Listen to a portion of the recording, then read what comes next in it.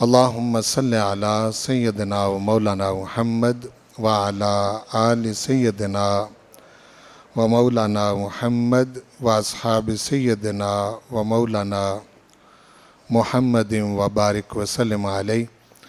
مالک کریم اپنے محبوب کریم صلی اللہ علیہ وآلہ وسلم کے توسل اور تصدق سے مجھے اور آپ سب کو اپنی حفظ و امان میں رکھے۔ حضور کریم صلی اللہ علیہ وآلہ وسلم کی غلامی، محبت، اطاعت اور اتباع میں زندہ رکھے۔ اسی پر ہم سب کو موت نصیب کریں، زندگی بھر بے ادبی اور گستاخی سے محفوظ رکھے۔ ایمان اور غیرت دو لازم و ملزوم چیزیں ہیں۔ جہاں ایمان ہے وہاں غیرت ہے،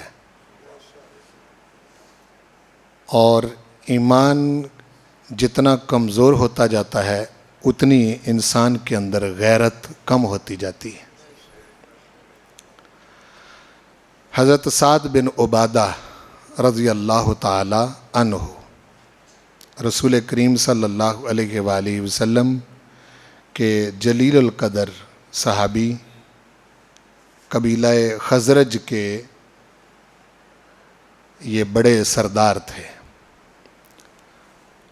ایک مرتبہ کہنے لگے کہ اگر میں، اور ان کا یہ قول جو میں بتا رہا ہوں یہ بخاری میں موجود ہے، تو کہتے ہیں کہ اگر میں اپنی بیوی کے ساتھ کسی غیر محرم مرد کو دیکھوں تو میں بلا تعمل اس کو اپنی تیز تلوار کے ساتھ قتل کر دوں گا۔ اور یہ بات انہوں نے رسول پاک کی موجودگی میں بیان کی۔ تو تب سب کے سب لوگ جو ہیں وہ حضرت سعد بن عبادہ کی طرف دیکھنے لگ گئے کہ بڑے جذبات کے ساتھ بات کی ہے۔ حضور نے فرمایا کہ کیا تم سعد بن عبادہ کی غیرت پر تعجب کرتے ہو؟ انا اغیر منہ، میں سعد سے بڑا غیرت مند ہوں۔ اور پھر حضور نے فرمایا واللہ اغیر منی، میرا اللہ مجھ سے بھی زیادہ غیرت مند ہے۔ کہ غیرت یہ پروردگار کی شان ہے، مخلوق میں اتنی غیرت نہیں جتنی پروردگار کی اپنی ذات میں غیرت ہے۔ شرک کس لیے منع ہے؟ نہ ذات میں کوئی شریک، نہ صفات میں کوئی شریک۔ جیسی اس کی ذات ویسی کسی کی ذات نہیں، جیسی اس کی صفات ویسی کسی کی صفات نہیں۔ اور اگر کوئی ایسا کرے، اس کی ذات کے ساتھ کسی کی ذات کو شریک کرے، یا اس کی صفات کے ساتھ کسی کی صفتوں کو شریک کرے، تو اس کو قرآن مجید نے ظلم عظیم کہا ہے۔ ان الشرک لظلم عظیم، کہ بے شک شرک یہ بہت بڑا ظلم ہے۔ اور پروردگار نے قرآن مجید میں جا بجا اس پر غیرت کھائی ہے کہ تم میرے ساتھ کسی اور کو شریک ٹھہرانا چاہتے ہو۔ جہاں عیسائیوں نے اللہ کے ساتھ شریک ٹھہرانا چاہا، تین خدا بنائے، اور پھر ایک موقع پر عیسیٰ علیہ السلام کو اللہ کا بیٹا قرار دیا، اس پر بھی پروردگار نے قرآن مجید میں غیرت کھائی ہے۔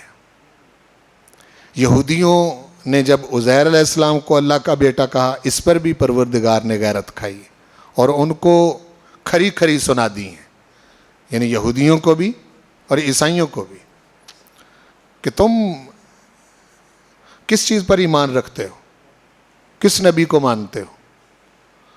گویا کہ ان کو کہہ دیا کہ اگر تم نے میری ذات وحدہ لا شریک کے ساتھ کسی کو شریک کیا تو پھر تمہارا کسی دین کے ساتھ اور کسی نبی اور پیغمبر کے ساتھ کوئی تعلق نہیں ہے۔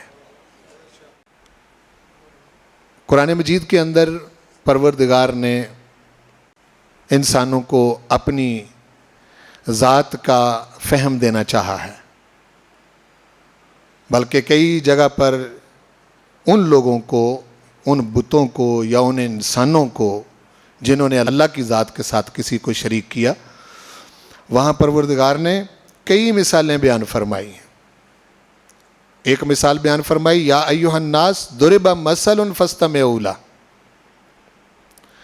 اے انسانوں تمہارے لیے ایک مثال بیان کی جا رہی ہے، اس کو غور سے سنو۔ وہ کیا کہ جن کو تم اللہ کے ساتھ شریک ٹھہراتے ہو، لن یخلقوا ذبابا ولو اجتمعوا لہ، اگر یہ سب اکٹھے ہو جائیں تو ایک مکھی نہیں بنا سکتے، یعنی ایک مکھی خلق نہیں کر سکتے۔ وَإِن يَسْلُبْهُمُ الذُّبَابُ شَيْئًا لَا يَسْتَنْقِذُوهُ مِنْهُ، بلکہ یہ اتنے لاچار ہیں کہ اگر مکھی ان سے کوئی شے چھین کے لے جائے تو یہ اس کو چھڑا نہیں سکتے۔ ضعف الطالب والمطلوب، چاہنے والے اور چاہے جانے والے کتنے کمزور ہیں۔ وما قدر اللہ حق قدر، جن لوگوں نے اللہ کے ساتھ کسی کو شریک کیا انہوں نے اللہ کی قدر نہیں پہچانی۔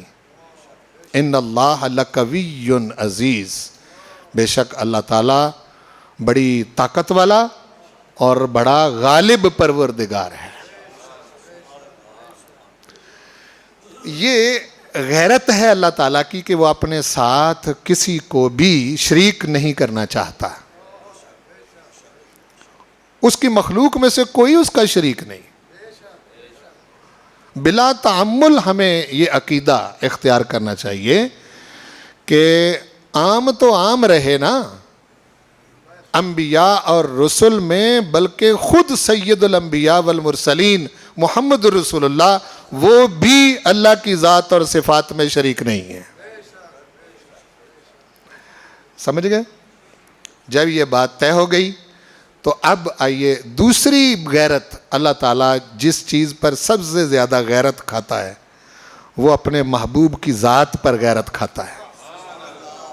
بڑی گرفت کی ہے اس نے، بلکہ جہاں جہاں بھی کسی نے کوئی حضور کریم صلی اللہ علیہ وسلم کی ذات کی طرف کسی قسم کی بھی بے ادبی اور گستاخی کرنے کی کوشش کی ہے، میں قرآن مجید کی آیات کی روشنی میں یہ کہہ رہا ہوں کہ ایسے لگتا ہے کہ جیسے پروردگار نے نچوڑ کر اور مروڑ کر رکھ دیا ہے کہ تم ہوتے کون ہو، تمہیں معلوم نہیں میرا محبوب کون ہے۔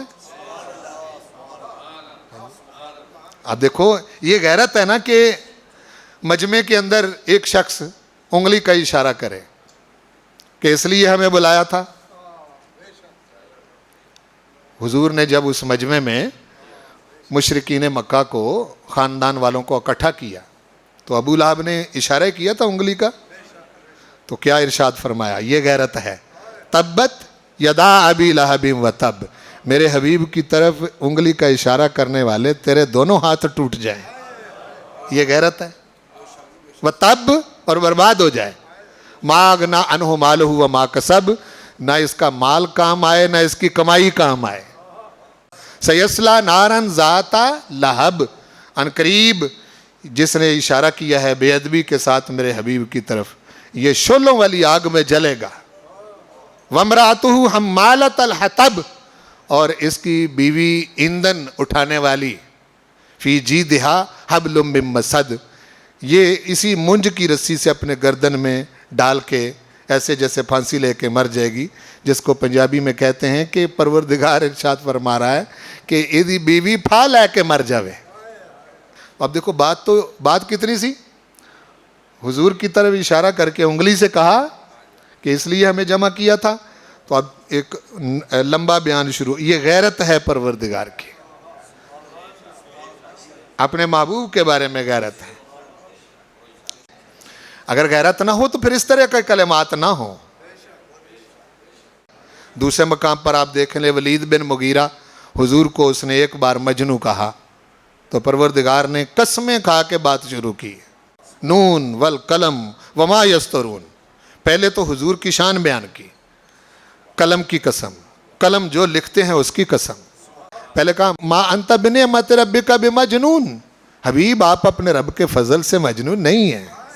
وَإِنَّكَ لَعَلَىٰ خُلُقٍ عَظِيمٍ, آپ تو خلق عظیم کے مالک ہیں. فرمایا جس نے میرے حبیب کو مجنون کہا ہے 10 باتیں بیان کی. وَلَا تُطِعْ كُلَّ حَلَّافٍ مَّهِينٍ ہمازٍ مشاءٍ بنمیم مناع للخیر معتد اثیم عتل بعد ذلک زنیم. فرمایا جس نے میرے حبیب کو مجنون کہا ہے یہ اس طرح کا بھی ہے, اس طرح کا بھی ہے, اس طرح کا بھی ہے, اس طرح کا بھی ہے. 9 باتیں بیان کر کے 10ویں بات ارشاد فرمائی زنیم, یہ حرام زادہ ہے, اسی لیے میرے حبیب کے بارے میں بکواس کرتا ہے. اگر اس کی اصل میں فرق نہ ہوتا تو یہ زبان کبھی نہ کھولتا. اس سے پتہ چلا نصوص قرآنیہ سے یہ بات ثابت ہوتی ہے محبوب کے بارے میں زبان انہی کی کھلتی ہے جن کی اصل میں فرق ہوتا ہے. ہاں جی, تو وہ کتنی باتیں ارشاد فرمائیں. فلا تطع کل حلاف مہین ہماز مشاء بنمیم مناع للخیر معتد اثیم عتل بعد ذلک زنیم. جب اس نے یہ آیتیں سنی ولید بن مغیرہ نے تو اپنی ماں کے پاس گیا اور جا کے کہنے لگا کہ محمد رسول اللہ نے جو باتیں کی ہیں وہ ساری ٹھیک ہیں, لیکن وہ 10ویں بات جو ہے اس کا تجھے پتہ ہے. ہاں جی, ماں کو لٹا کے چھاتی پر بیٹھ گیا. تو ماں نے جواباً کہا کہ 9 باتیں اگر ٹھیک ہیں تو 10ویں بات اس لیے ٹھیک ہے کہ بھلا ماؤں کی چھاتی پر بھی بیٹھ کر سوال کیے جاتے ہیں, تو حلال زادہ ہوتا تو اس طرح کرتا. تیرا باپ امیر آدمی تھا تو میری اولاد نہیں تھی, لیکن میں اس کا گھر نہیں چھوڑنا چاہتی تھی, تو میں نے کسی چرواہے سے بدکاری کی ہے جس کا تو نطفہ ہے. یہ ماں نے پھر بتایا. تو اس طرح سے کیسے نتارے پروردگار نے قرآن مجید میں فرمائے ہیں. یہ غیرت ہے, اور غیرت اپنے حبیب کے بارے میں بالکل کسی قسم کی وہ چیز کوئی بات برداشت نہیں کرتا. سمجھ آ رہی نا جی. اچھا, فیصلے ہیں اس کے جگہ جگہ. یہی بات ایمان کا اور کفر کی آپ لے لیں. میں آپ کو کئی مرتبہ اس کی طرف اشارہ کیا ہے کہ میں تھوڑی سی وضاحت سے بات کروں تاکہ آپ بات کو سمجھیں. دیکھیں, کل روئے زمین پر بسنے والے انسانوں کے بارے میں ایک فیصلہ ہے, یا وہ جنتی ہیں یا وہ دوزخی ہیں. یہ فیصلہ ہے. کیوں جی؟ تیسرا تو مقام کوئی نہیں رکھا. تیسرا ایک مقام آراف کا ہے, وہ ایک وقت تک ہے, یعنی خالدین فیہا ابدا نہیں کہ ہمیشہ اس میں رہیں گے. جنت ہے اور دوزخ ہے, اس کے درمیان ایک مقام ہے جس کو مقام آراف کہتے ہیں. وہ ایک وقت تک ہوگا, پھر ختم ہو جائے گا. جنتی جنت میں چلے گئے, ہمیشہ جنت میں رہیں گے. دوزخی پھر دوزخ میں ہوں گے, ہمیشہ اس میں رہیں گے. یہ فیصلہ ہے. کہ کوئی تیسری جگہ بھی ہے نہیں. اچھا, یہ دونوں مقام جو ہیں جنت اور دوزخ, ان کا فیصلہ کہاں ہوتا ہے کہ کوئی جنتی ہے یا دوزخی ہے؟ بتائیں مجھے. آپ پہنچے نہیں ہیں اس بات پر جو میں آپ کو بتانا چاہ رہا ہوں. بھائی بالآخر تمام انسانوں نے 2 میں سے کسی ایک جگہ ہونا ہے. کہ کوئی تیسری بھی کوئی جگہ ہے؟ بتاؤ بھائی. یا جنت میں ہوں گے یا دوزخ میں ہوں. ٹھیک. اچھا, یہ جنتی ہونے اور دوزخی ہونے کا فیصلہ کہاں ہونا ہے؟ کس مقام پر ہونا ہے؟ آپ کہیں گے کہ جی اللہ کو ماننے اور نہ ماننے پر فیصلہ ہونا ہے, تو میں اس کا انکار کروں گا. بالکل کھلے لفظوں سے بڑی دلیل کے ساتھ میں بات کرنا چاہ رہا ہوں. ایسی بات نہیں کہ میں آپ کو الجھاؤں. اگر کوئی شخص کہتا ہے کہ جی اللہ کو ماننے اور نہ ماننے پر فیصلہ ہونا ہے, تو میں بالکل اس کا انکار کروں گا. کوئی کہے گا کہ جی دوزخ اور جنت کو ماننے نہ ماننے پر فیصلہ ہے, بالکل انکار ہے. فرشتوں کو ماننے نہ ماننے پر ہے, بالکل انکار ہے. آپ کہیں گے جی قیامت کو ماننے نہ ماننے پر ہے, تو بالکل انکار ہے. اولاً قرآن کو ماننے اور نہ ماننے پر ہے, انکار ہے. نہ باقی تمام چیزوں کا انحصار ماننے کا. اللہ کو ماننا ہو یا جنت دوزخ کو ماننا ہو یا میدان محشر کو ماننا ہو یا فرشتوں کو ماننا ہو یا اچھی بری تقدیر کو ماننا ہو یا نبیوں کو ماننا ہو یا رسولوں کو ماننا ہو، جتنے بھی ہیں باقی سب کو ماننے سے پہلے اگر حضور نہیں تو باقی سب ماننا بیکار ہے۔ بتائیے مجھے، اگر آپ کہیں گے کہ نہیں جی ہم حضور کے بغیر بھی اللہ کو مان سکتے ہیں، تو مجھے تو نہیں سمجھ آئی آج تک وہ کون سا اللہ ہے جو حضور کے بغیر آپ مان لیں گے؟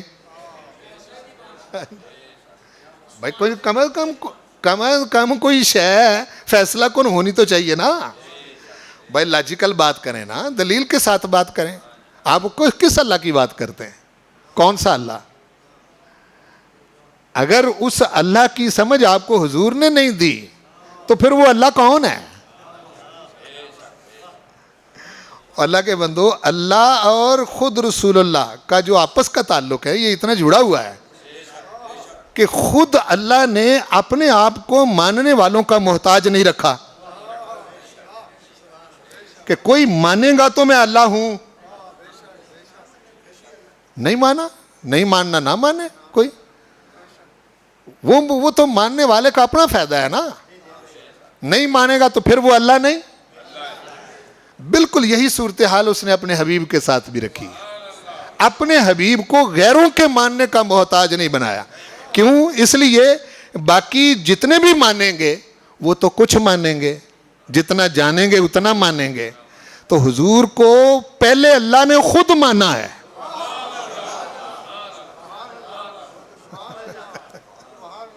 پہلے اللہ نے حضور کو خود مانا ہے کہ تو میرا حبیب ہے، تو میرا محبوب ہے، اور جتنا اس نے سمجھ کے مانا ہے، کون اتنا سمجھے گا تو مانے گا؟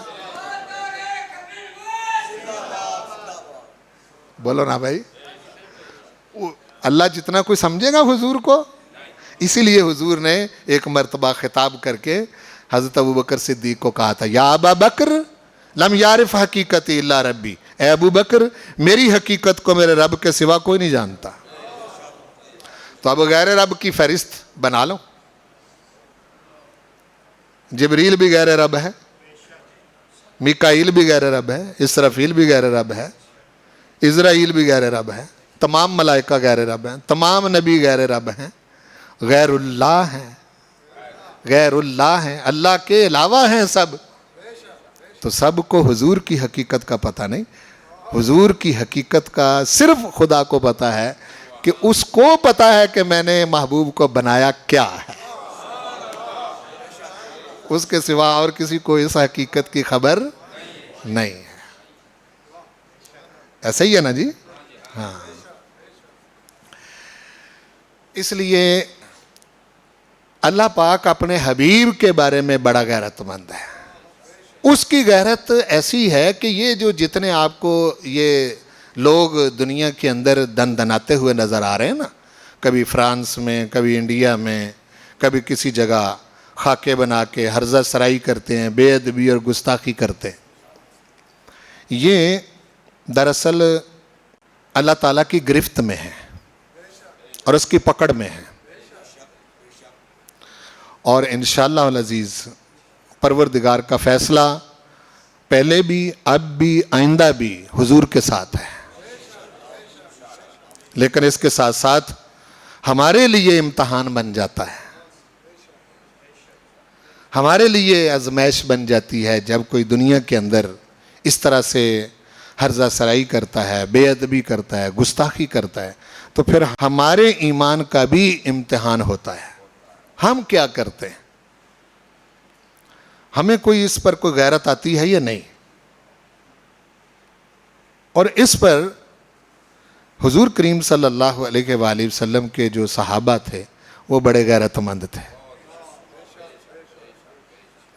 میں ایک چھوٹا سا آپ کو واقعہ سناتا ہوں، آپ اس کو سوچیں ذرا۔ صلح حدیبیہ کی تحریر لکھی جا رہی ہے، تحریر لکھی جا رہی تو عروہ بن مسعود جو ہے وہ مشرکین مکہ کی طرف سے اور بڑا جہاندیدہ ہے، عروہ بن مسعود ثقفی۔ بہت جہاں دیدہ ہے، اور وہ خود کہتا ہے وفدت علی نجاشی وفدت علی کیسر وفدت علی کسریٰ وفدت علی ملوک الارض، کہ میں نجاشی کے دربار میں پہلے ہو کے آیا تھا، کیسر کے دربار میں گیا تھا، کسریٰ کے دربار میں گیا تھا، اس وقت کے جو بڑے بڑے بادشاہ تھے ان کے بادشاہوں کے درباروں میں مجھے جانے کا اتفاق ہوا تھا۔ تو اب دیکھو جو بندہ یہاں تک اس کی رسائی تھی، کوئی بڑی خاص شے ہوگی نا، کیوں بھائی؟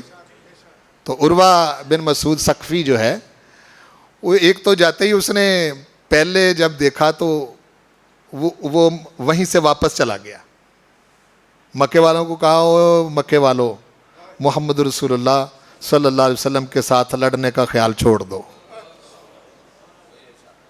وہ کہنے لگے کیا بات ہے، کیا دیکھا ہے ہو؟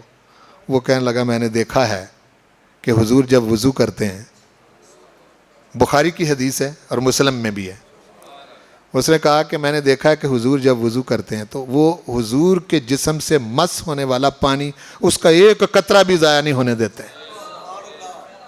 وہ اپنے ہاتھوں پہ ملتے ہیں، جس کو نہیں ملا ہوتا وہ کہتا ہے کہ بھئی اپنا ہاتھ میرے قریب کرو، میں اس کے ساتھ لگا کے مس کرنا چاہتا ہوں۔ وہ کہنے لگا کہ حضور نے حلق کروایا تو ایک منہ مبارک بھی انہوں نے ضائع نہیں ہونے دیا۔ ایک کہیں گے وَقَانَ يَتَنَخَّمُ نَخَامَةً، یہ لفظ میں نے خاص طور پر عربی کے اس لیے پڑھیں، توجہ دیں، حضور جب اپنے منہ سے کھنگار نکالتے ہیں وہ بھی زمین پر نہیں گرنے دیتے۔ یہ عروہ بن مسعود ثقفی اہل مکہ سے جا کے کہہ رہا ہے، اور لڑنے کا خیال جو اتنا، وہ کہتا ہے میں نجاشی کے دربار پر گیا ہوں، کیسر کے دربار پر گیا ہوں، کسریٰ کے دربار پر گیا ہوں، ملوک الارض کے درباروں میں گیا ہوں، لیکن جیسا ادب اور جیسی تعظیم میں نے اصحاب محمد صلی اللہ علیہ وسلم کو رسول اللہ کی کرتے دیکھا ہے، اس طرح کا ادب اور احترام کرتے میں نے کسی بادشاہ کے درباریوں کو نہیں دیکھا ہے۔ انہوں نے تم کو حضور تک پہنچنے نہیں دینا، یہ مکے والوں کو وہ کہہ رہا ہے کہ انہوں نے حضور تک تمہیں نہیں پہنچنے دینا، وہ مر جائیں گے لیکن حضور تک تمہیں پہنچنے نہیں دیں گے، اس لیے لڑنے کا خیال چھوڑ دو۔ انہوں نے کہا چلو پھر کوئی صلح صلاح کا کوئی پروگرام بناؤ، اس نے کہا چلو ہاں یہ کرتے ہیں۔ پھر یہ دوبارہ آیا عروہ بن مسعود ثقفی، حدیبیہ کے مقام پر آیا اور اس نے کہا کہ جی صلح نامہ لکھا جائے۔ تو دو تین بڑے سمجھدار ادھر سے ادھر سے، وہ شکیں جو طے ہوئی تھی اس وقت ذرا ان کا پلڑا بھاری تھا، ادھر سے مسلمان جو معاہدہ کر رہے تھے وہ دب کے کر رہے تھے، بظاہر وہ معاہدہ جو ہے وہ دب کے کیا جا رہا تھا۔ اچھا اس پر حضرت عمر بن خطاب بھی چین بجبیں ہوئے، انہوں نے حضرت ابوبکر صدیق سے کہا کہ یہ کس طرح کا معاہدہ اتنا دب کے آپ کر رہے ہیں؟ انہوں نے کہا جو حضور کر رہے ہیں ٹھیک کر رہے ہیں، یہ ہے وہ مقام جہاں صدیق کے مرتبے کا کوئی نہیں ہے۔ حضرت ابوبکر صدیق کہتے ہیں میں نے جب سے حضور کو رسول مانا ہے مجھے اب ایک لمحے کے لیے کبھی شک نہیں گزرا۔ سمجھ آ گئی؟ یہ مقام ہے، یہ رتبہ ہے۔ تو اس طرح سے انہوں نے جب یہ معاہدہ لکھا جانے لگا تو دو موقع آئے۔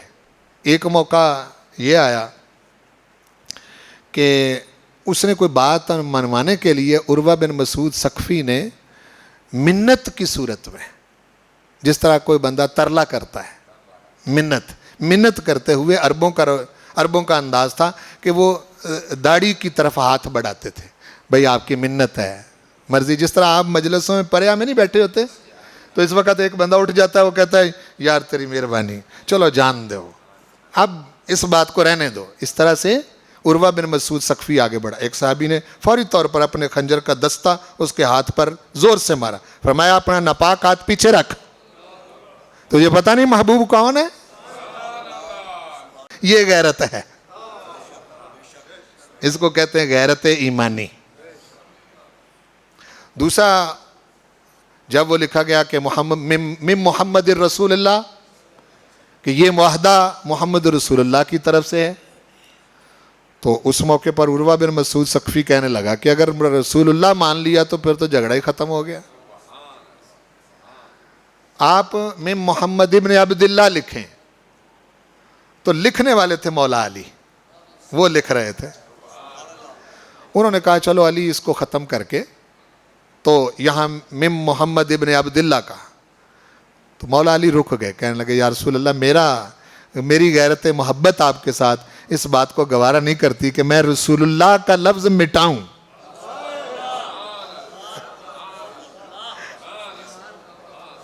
اور نہیں مٹایا انہوں نے نہیں مٹایا. پھر حضور نے وہ تحریر خود پکڑی، اپنے ہاتھ سے اس کو مٹایا، فرمایا اب لکھ دو میں محمد ابن عبداللہ. وہ بھی حقیقت ہے، یہ بھی حقیقت ہے. یعنی آپ محمد رسول اللہ بھی ہیں اور محمد ابن عبداللہ بھی ہیں، دونوں حقیقت ہے. تو اس طرح سے پھر اس کو پروو کر دیا گیا. ٹھیک ہے، لیکن مولا علی کی غیرت ایمانی کو چیک کریں، دیکھیں ذرا، آپ سمجھ آگئے. حالانکہ حضور نے فرمایا تھا لیکن وہ رک گئے. ادب اپنے رستے خود پیدا کرتا ہے. اچھا بعض اوقات تو وہ قرآنی نص اور قرآنی حکم نہیں ہوتا، یہ بھی بہت سارے لوگوں کو سمجھ نہیں آتی.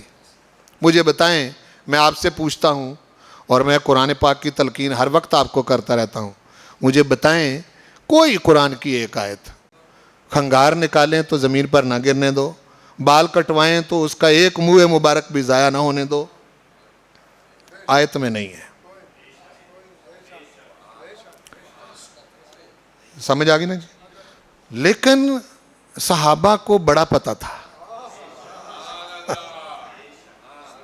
ان کو پتہ بڑا تھا. دیکھو نا، یہ رستہ کون نکالتا ہے؟ یہ ادب رستے نکالتا ہے. بے ادب بندہ کبھی بھی قرآن پاک کی معرفت اور اس کا نور حاصل نہیں کر سکتا، یہ پکی بات ہے. ٹھیک ہے، اس لیے کہ وہاں تو بڑے بڑے نازک مقام آ جاتے ہیں جہاں انسان کو رک کے سوچنا پڑتا ہے کہ اس آیت میں کہا کیا گیا ہے. اپنے تجربے کی بات بتا رہا ہوں کہ قرآن پاک کی بعض آیتیں ہیں کہ 12 سال تک میں اس پر رکا رہا ہوں اور فیصلہ نہیں کر پایا کہ اس مقام میں اللہ کی مراد کیا ہے.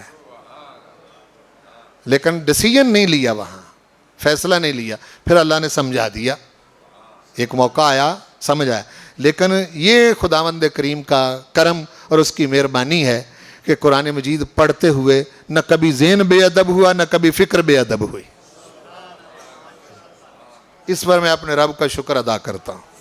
آپ سے بھی یہی بات میں کہہ رہا ہوں، ادب پہلی چیز ہے. ادب نہیں آیا تو کچھ بھی نہیں آیا، آپ کو کچھ بھی نہیں سمجھ آئے گا. تو یہ بات بڑی قابل توجہ ہے. مثلا سیدنا ابو ہریرہ سامنے سے آ رہے ہیں، آگے سے حضور آ گئے. رسول کریم کو دیکھ کر حضرت ابو ہریرہ بازار بدل گئے، گلی بدل گئے، سامنا نہیں کیا. بعد میں جب ملاقات ہوئی تو حضور نے پوچھا ابو ہریرہ اتنی بے رخی ہمیں دیکھ کر گلی بدل گئے؟ پوچھا حضور نے، اور جان کے پوچھا. ہیں جی تاکہ دوسروں کو بھی علم ہو. عرض کی آقا اس وقت میں وضو سے نہیں تھا، میں نہیں چاہتا تھا کہ میرا بے وضو ہاتھ آپ کے پاک ہاتھ میں جائے. یہ کس نے سمجھائی ہے؟ یہ لو جی، ایک آیت قرآن پاک کی بتاؤ مجھے جس میں لکھا ہوا ہو کہ ایمان والو جب حضور سے ہاتھ ملاؤ پہلے وضو کرو. نہیں ہے، آیت نہیں ہے. کیا کہہ رہا ہوں؟ آیت نہیں ہے. لیکن ابو ہریرہ، سیدنا ابو ہریرہ کو کس نے یہ بات سمجھائی تھی؟ ادب اپنا رستہ خود پیدا کرتا ہے. دیکھو رسول کریم صلی اللہ علیہ وسلم نے پچھنے لگوائے اپنی پیشانی پر، ترمذی کی حدیث ہے. پچھنے لگوائے اپنی پیشانی پر، خون مبارک نکلا جس کو آپ حجامہ کہتے ہیں، پچھنے وہ لگائے تو اس سے خون نکلا. تو وہ جو صحابی تھے ان کو کہا کہ اس خون کو وہاں رکھاؤ جہاں کوئی چرند پرند نہ کھائے. انہوں نے وہ خون مبارک لیا اور وہ دیوار کی اوٹ میں سوچنے لگے کہاں رکھوں. بالآخر فیصلہ کیا، وہ خون حضور کا پی گئے. جب سامنے آئے تو حضور نے پوچھا عقل تھا؟ لگتا ہے کہ تو نے نگل لیا ہے، کھا لیا ہے. قال نعم یا رسول اللہ. تو چاہیے تھا نا کہ نص قرآنی تو خون پینے سے منع کرتی ہے. خون پینے کی اجازت ہے کسی جانور کا؟ اور پھر انسان کا؟ اگر صرف انسان ہو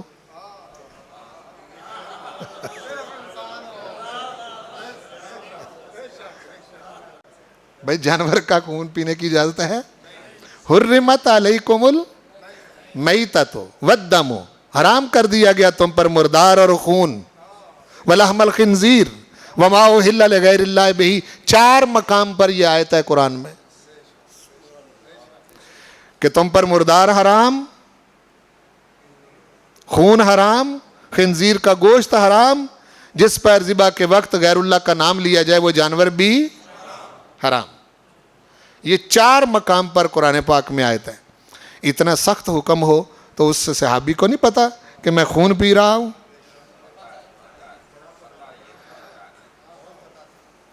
علم ہے نا بھائی، قرآن پاک پر جتنا ان کا عمل ہے ہمارا تو نہیں نا، ہم تو بہت بعد کے لوگ ہیں۔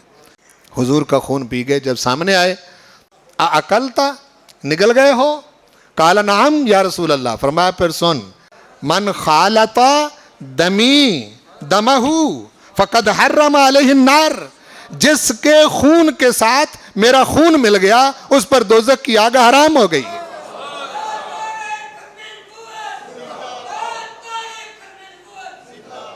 کس نے سمجھایا؟ کوئی قرآن پاک کی کوئی آیت ہے کہ جب حضور کا خون نکلے پی جاؤ؟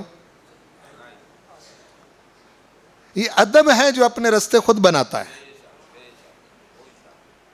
اور ادب ایک ایسی شے ہے کہ جس کے لیے آپ بعض اوقات وہ حکم سامنے نہیں ہوتا۔ پیر سید میر علی شاہ خواجہ شمس الدین سیالوی کے مرید تھے،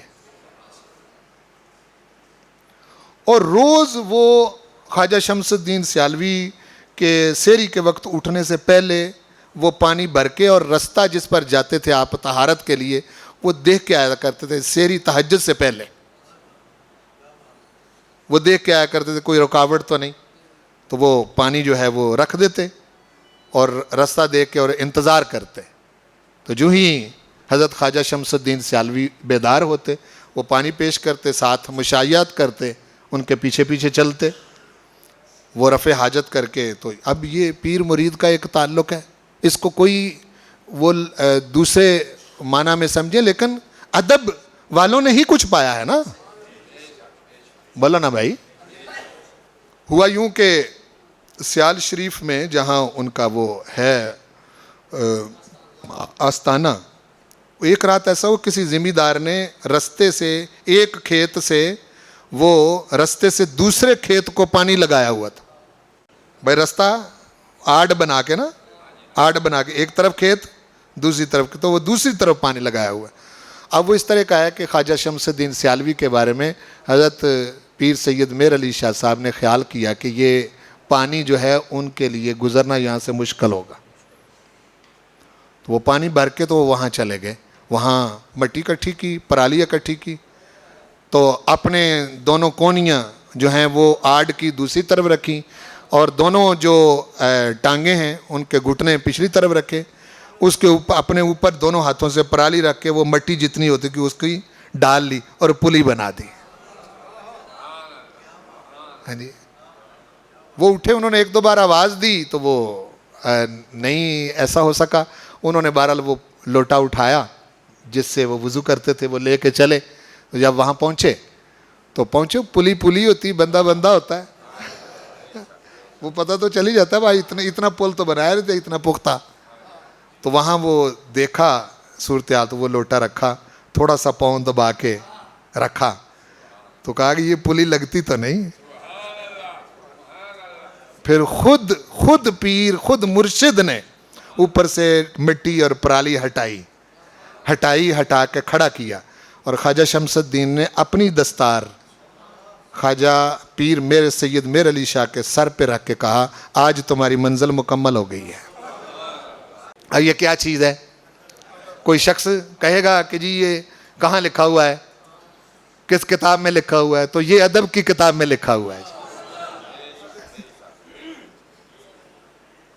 کون سی کتاب میں لکھا ہوا ہے؟ ادب والی کتاب میں لکھا ہوا. جس کو ادب نہیں آیا اس کو کیا آیا, کیا سیکھا اس نے. باقی جہاں تک حضور علیہ السلام کی ذات کا تعلق ہے, اور بولے لوگوں, سادے بندو, یہ تو خداوند کریم کا پوری کل کائنات پر احسان ہے کہ اس نے حضور جیسا محبوب عطا کیا ہے. کل کائنات پر احسان ہے. خدا پاک کی عزت کی قسم ہے, ایسا وجود اللہ کی مخلوق میں ہے ہی کوئی نہیں. کون ایسا ہوگا جس کی 63 سال عمر میں ایک بار بھی جس میں اطہر پر مکھی نہیں بیٹھی ہوگی؟ کون ایسا ہوگا جس نے 63 سال کی عمر مبارک میں ایک بار بھی جمائی نہیں لی, ایک بار بھی آنکھ میں گڈ نہیں آئی,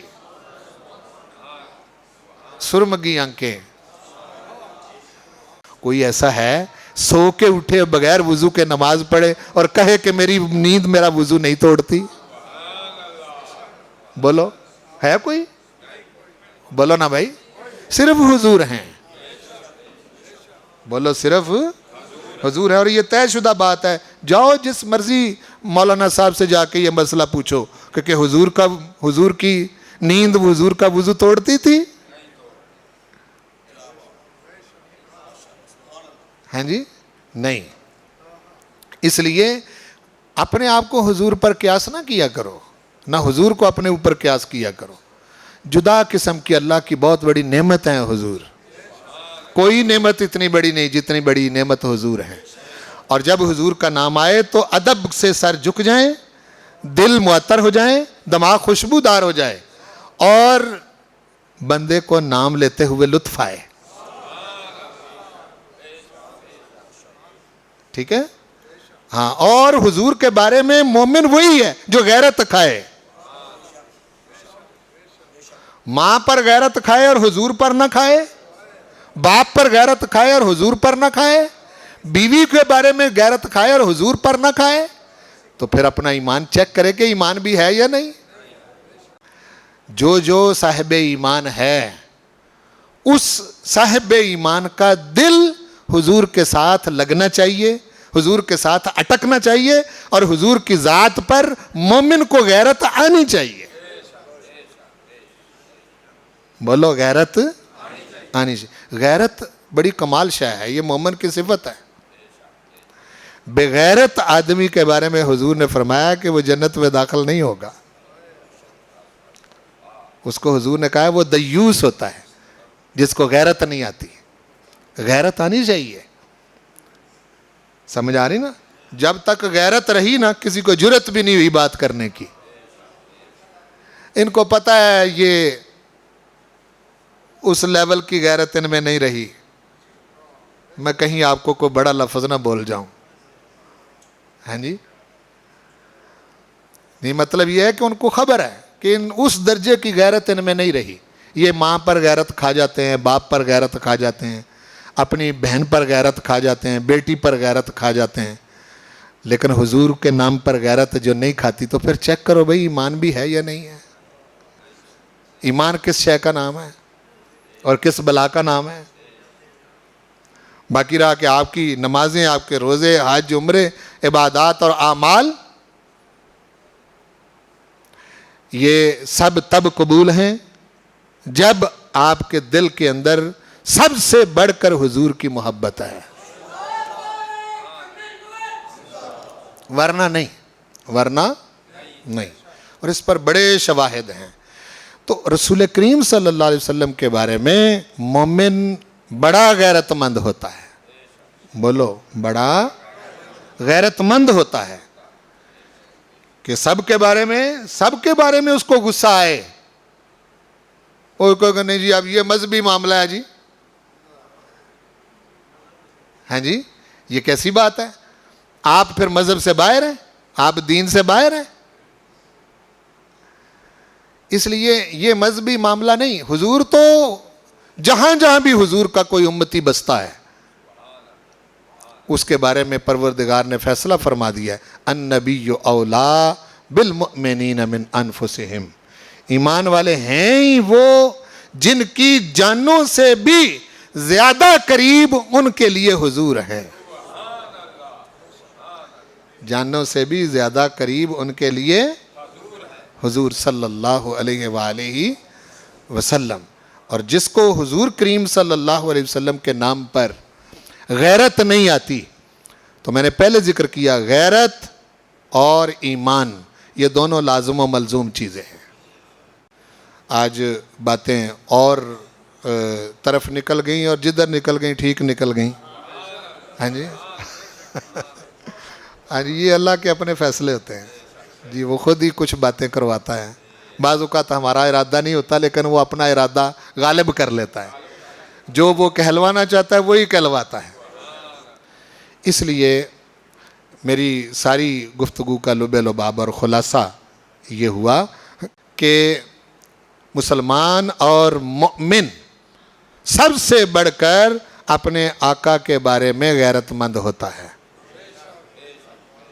اور اگر ایسا نہیں تو پھر غیرت نہیں تو پھر سوچے کہ ایمان بھی ہے یا نہیں۔ وما علیہ الا البلاغ۔